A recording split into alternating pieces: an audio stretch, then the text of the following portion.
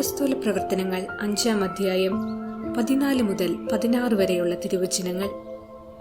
കർത്താവിൽ വിശ്വസിച്ച പുരുഷന്മാരുടെയും സ്ത്രീകളുടെയും സംഖ്യ വർദ്ധിച്ചുകൊണ്ടേയിരുന്നു. അവർ രോഗികളെ തെരുവീഥികളിൽ കൊണ്ടുവന്ന് കിടക്കകളിലും കട്ടിലുകളിലും കിടത്തിയിരുന്നു. പത്രോസ് കടന്നുപോകുമ്പോൾ അവന്റെ നിഴലെങ്കിലും അവരിൽ ഏതാനും പേരുടെ മേൽ പതിക്കുന്നതിന് വേണ്ടിയായിരുന്നു അത്. അശുദ്ധാത്മാക്കൾ ബാധിച്ചിരുന്നവരെയും രോഗികളെയും വഹിച്ചുകൊണ്ട് ജനം ജെറുസലേമിന് ചുറ്റുമുള്ള പട്ടണങ്ങളിൽ നിന്ന് വന്നിരുന്നു. എല്ലാവർക്കും രോഗശാന്തി ലഭിച്ചു. ഓർമ്മിക്കുക,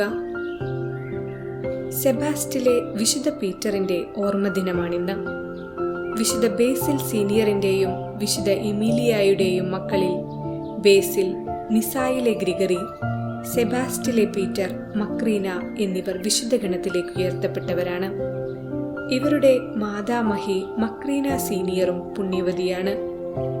ബേസിൽ സീനിയറിന്റെ 10 മക്കളിൽ ഇളയവനാണ് പീറ്റർ. അവൻ ജനിക്കുന്നതിനു മുൻപോ ജനിച്ചയുടനെയോ പിതാവ് മരണമടഞ്ഞു. സഹോദരി മക്രീനയാണ് പീറ്ററിനെ വളർത്തിയതും ഭക്താഭ്യാസങ്ങൾ പഠിപ്പിച്ചതും. ലൗകിക വിജ്ഞാനം നേടണമെന്ന് അവൻ ആഗ്രഹിച്ചില്ല. പരിപൂർണമായ ദൈവസ്നേഹം സമ്പാദിക്കാനുള്ള മാർഗങ്ങൾ പഠിക്കുകയായിരുന്നു അവന്റെ അഭിനിവേശം. വിശുദ്ധ എമീലിയ 2 സന്യാസാശ്രമങ്ങൾ സ്ഥാപിച്ചിരുന്നു. ബേസിലിന്റെ കീഴിൽ പുരുഷന്മാർക്കായി ഒന്നും, മക്രീനയുടെ കീഴിൽ സ്ത്രീകൾക്കായി മറ്റൊന്നും. ബേസിലിന്റെ കീഴിലുണ്ടായിരുന്ന ആശ്രമത്തിൽ പീറ്റർ അഭയം തേടി. ബേസിൽ അവിടെ നിന്ന് പോകേണ്ടി വന്നപ്പോൾ ശ്രേഷ്ഠ സ്ഥാനം പീറ്ററിന് ഏറ്റെടുക്കേണ്ടി വന്നു. അദ്ദേഹം ആ ജോലി ഭംഗിയായി നിർവഹിക്കുകയും ചെയ്തു. അക്കാലത്താണ് പോത്തോസിലും കപ്പദോനിയായിലും ഭയങ്കരമായൊരു ക്ഷാമം ഉണ്ടായത്. പീറ്ററിന്റെ കാരുണ്യപ്രവൃത്തികൾ അന്ന് സവിശേഷം പ്രത്യക്ഷമായി.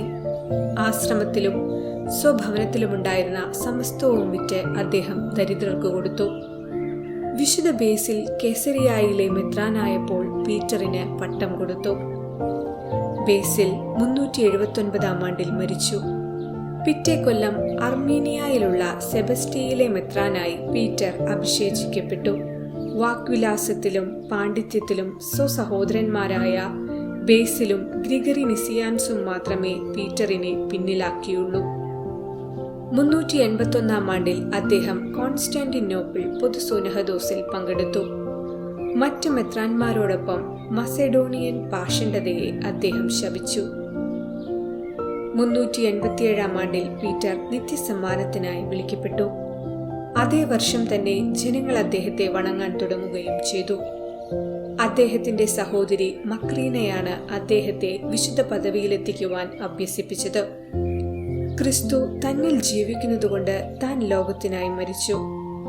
നമുക്കും ലോകവസ്തുക്കളോടുള്ള അമിത താല്പര്യം ഉപേക്ഷിച്ച് ക്രിസ്തുവിനായി ജീവിക്കുവാൻ വേണ്ട കൃപയ്ക്കായി പ്രാർത്ഥിക്കാം.